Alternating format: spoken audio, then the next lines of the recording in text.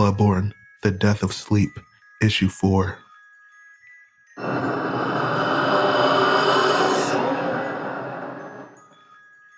The nightmare ends here. It must. Can it be?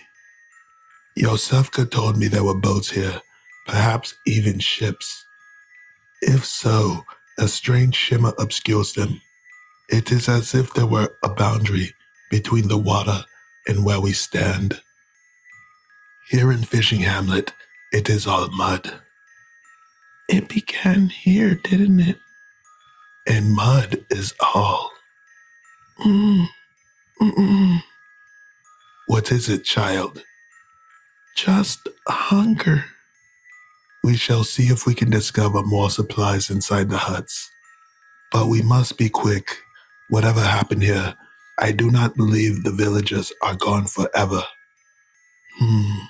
Mud and blood. He left you a message. This place is new. Who? This place. I do not remember. How do you...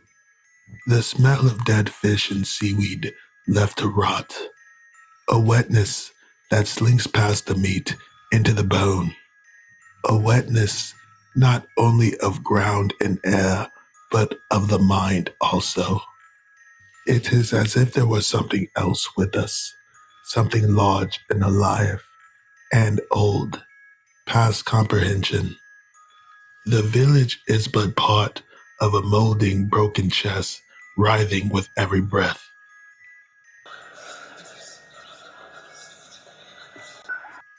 My hunters, you will never know the nature of Paleblood. You think it's the child, and it could be, but I myself no longer know with any certainty. Perhaps the Paleblood moon, when it deepens? Perhaps it is. Well, Lawrence would tell you. Oh, you would have liked each other, but alas, he is no more. There comes a time when hunters must either accept or reject the beast. This I know. I cannot tell you where these nightmares end, nor where it began. I knew thee, and now all I know is that I too want to be free of it. Yet it holds me in its thrall and refuses to appease my desire. I am weak, dear hunter.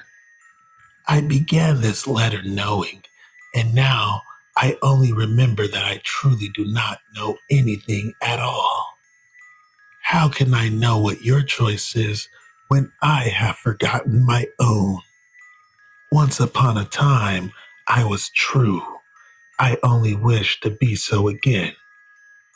Yet, I cannot tell you what that is, what it means anymore. And the wait. The wait has taken so very long, dear hunter. Farewell, Gammon.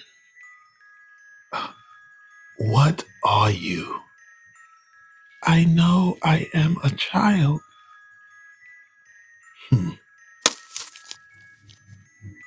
Nothing here. What about you, child? Everything is rotten. Will you survive, Hunter?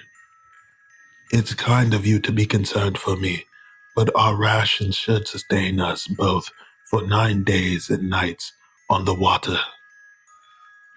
We must take a risk and find a boat now. This place feels poisoned. Me as well. It has been getting steadily worse ever since we left the city. I mean that as a... Do you feel sick then? I have always felt sick.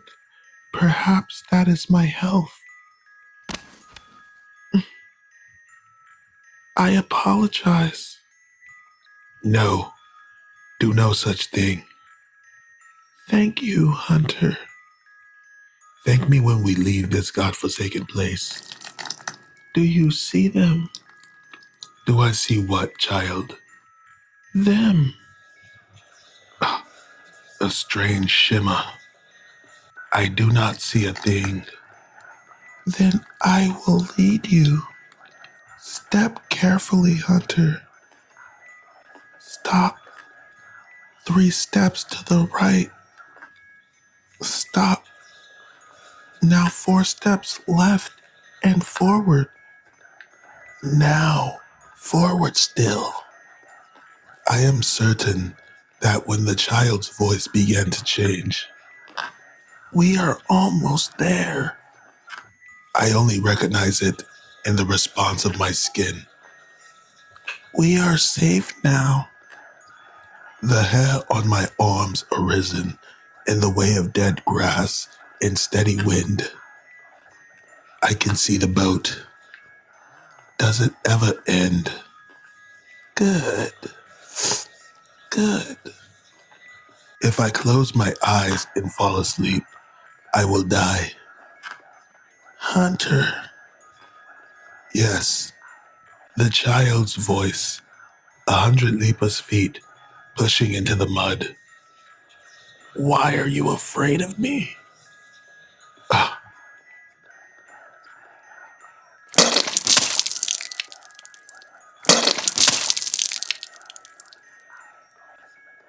I will understand. Perhaps I am not what you seek at all.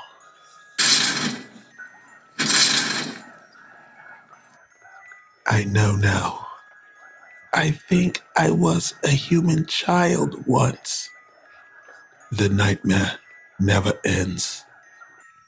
What is happening to me? No one escapes the pull of the hunt. Is that you, Uncle Deja? Even my powder kegs barely listen to me. They must think I have lost my mind, not wanting to hurt the beast. But the beast were once human. They still are. No. Perhaps neither of us belong to the nightmare. Perhaps the nightmare itself is much less terrifying than what I have seen in this child's face. I was terrified, but what stared back at me was not a nightmare. It was uncertainty. Who am I to abandon my sanity to the hunt this way? I close my eyes and I listen to the waves, come what may. To be continued.